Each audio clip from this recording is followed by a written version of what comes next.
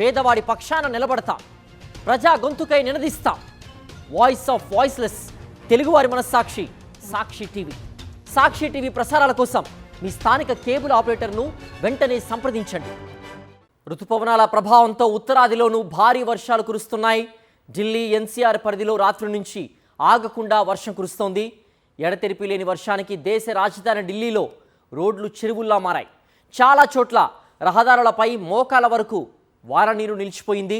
రోడ్లపై అడుగుల మేర నీరు నిలిచిపోవడంతో వాహనదారులు తీవ్ర ఇబ్బందులు ఎదుర్కొంటున్నారు. భారీ వర్షంతో 4 విమానాలు రద్దు కాగా మరో 100కి పైగా విమానాలు ఆలస్యంగా నడుస్తున్నాయి.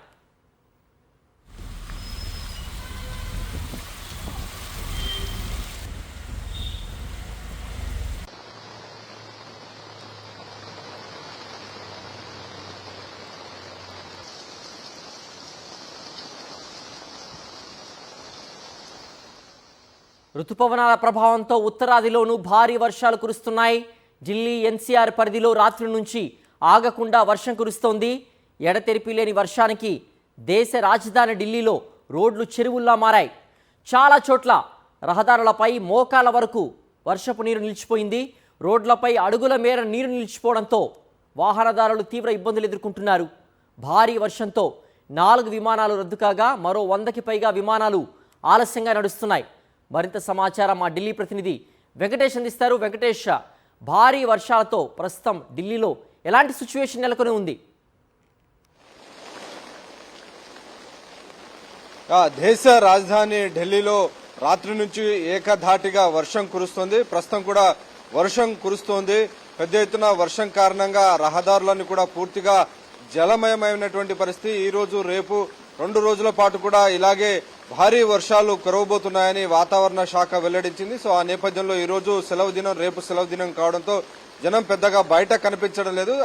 దాంతో వాహనాల రాకపోకలు సాధారణంగా కొనసాగుతున్నాయి. అయితే రాత్రి నుంచి కురుస్తున్నటువంటి వర్షం కారణంగా ప్రధానంగా విమాన సర్వీసులపైన తీవ్ర ప్రభావం పడింది. దాదాపు 115 విమాన సర్వీసులు ఆలస్యంగా నడుస్తున్నాయని ఫ్లైట్ రేడార్ డేటా వెల్లడించింది.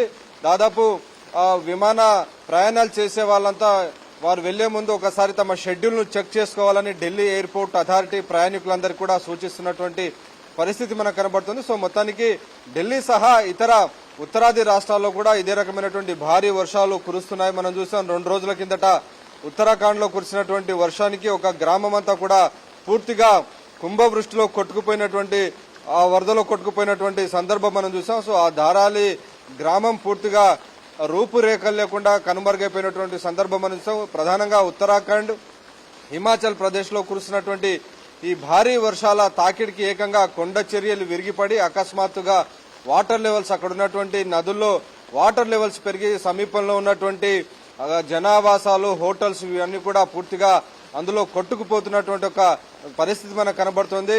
హిమాచల్ ప్రదేశ్ అలాగే ఇటు ఉత్తరాఖండ్ లో పెద్ద ఎత్తున పర్యాటక భవనాలు ఉన్నటువంటి నేపథ్యంలో విచ్చలవిడిగా అక్కడ కట్టినటువంటి భవనాల కారణంగా అక్కడ ఉన్నటువంటి హిమాలయాలకు కూడా దెబ్బ తగులుతోంది. ఇది ఇలాగే కొనసాగితే హిమాచల్ లాంటి రాష్ట్రం కనుమరుగేటువంటి ప్రమాదం ఉందని కూడా సుప్రీంకోర్టు వ్యాఖ్యానించినటువంటి పరిస్థితి మనం చూసాం.